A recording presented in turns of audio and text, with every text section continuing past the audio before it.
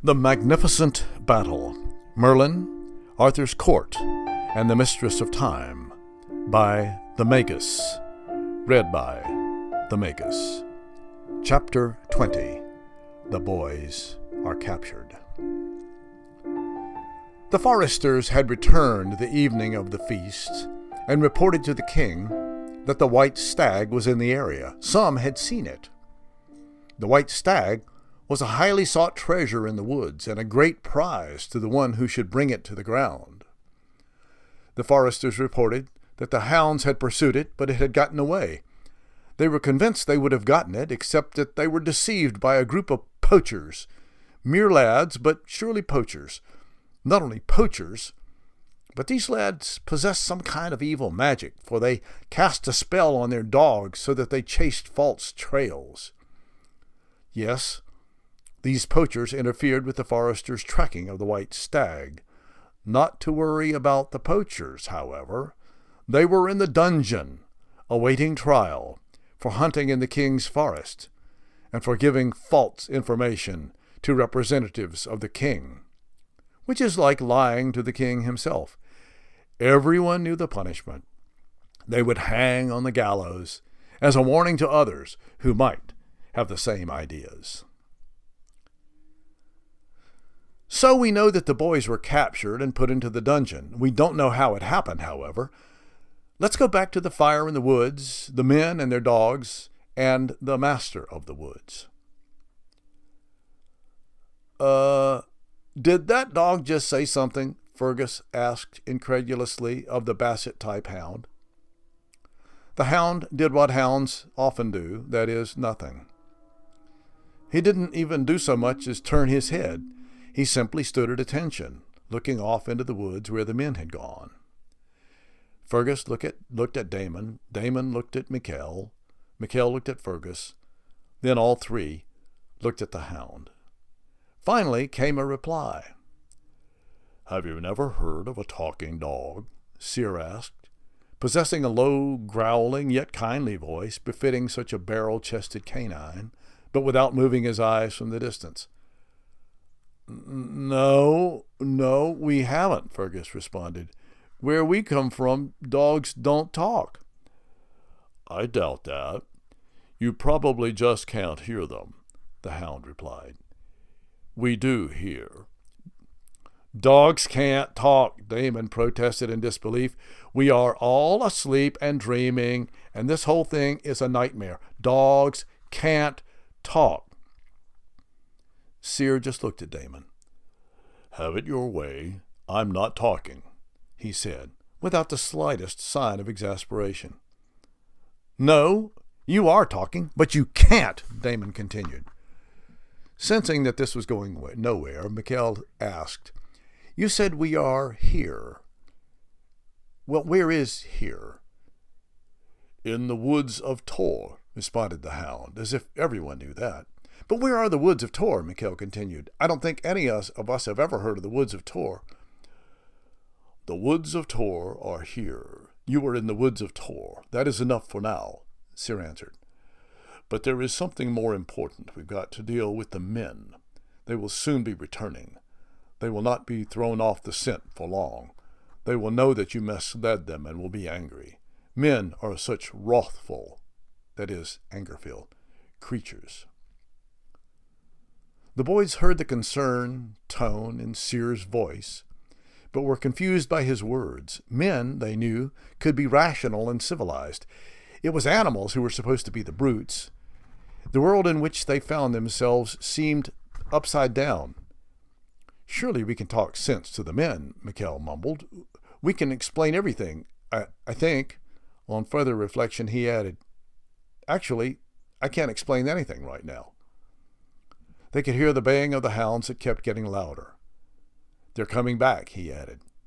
It became increasingly apparent that Seer was correct, that the dogs and the men would be back soon. Turning his gaze toward the boys, Seer spoke again. "You may have saved our leader from the men's birds of death. Because of your act of kindness, I will give you a gift. When you need the help of members of the animal kingdom of Tor, you may enlist their aid. Not all animals are members of the kingdom of Tor, but to find those who are, you need only call Owen, a very hound dog sound. This will call the creative spirit and let the animals know that you are trusted by Tor. Do not forget this call. Owen. One by one, the boys repeated the phrase. There was little time, however. As they were repeating it, the dogs came bounding up the hill, baying and barking. The men were following them, cursing and yelling at the dogs. Owen, flowing spirit, is a druid symbol and chant which opens the doorway to the other world, first identified with Taliesin, a 6th century bard, and used to this day by modern-day druids. The boys once again backed up against the rock so that they could not be attacked from the rear. The dogs did their best to circle around them again and began their aggressive behavior. Once again, one of them caught the scent, now grown cold but still detectable, of Tor, the white stag.